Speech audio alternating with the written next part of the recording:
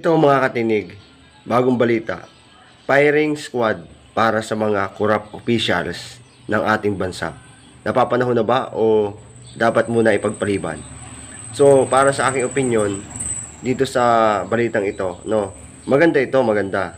Dahil marami dyan naman tatakot na mag-corrupt ng budget ng ating bansa, no.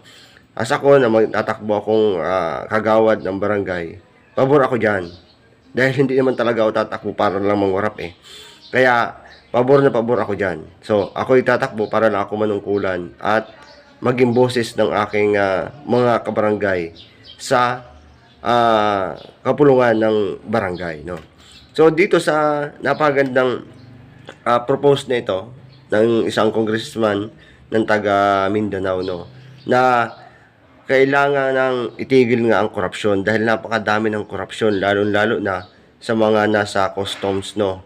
So ang proposed na ito ay mula sa barangay official hanggang sa presidente, no. Pati mga military. Basta yung lahat na nasa gobyerno na nanunungkulan na napatunayan na merong di magandang ginagawa sa budget o hindi mapaliwanag na budget na kanilang napunta sa kanilang ahensya ay maiimbestigahan, no, at dadaan yan sa Supreme Court, no.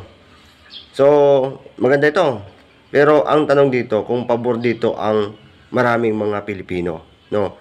Sa akin naman okay din naman yon, no. So pero pag firing squad napakaluma na eh, no. At siyempre aalma din diyan ang maraming mga human rights, no?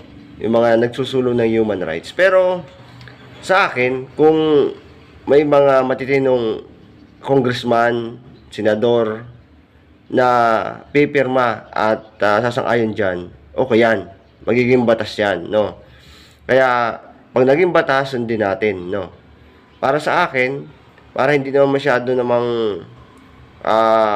madugo, yung little injection na lang para sa mga corrupt official, no, ng ating gobyerno. So sang-ayon ba kayo mga kababayan dito sa panukalang ito? Comment na kayo kung sang-ayon kayo. Pag-usapan natin comment section.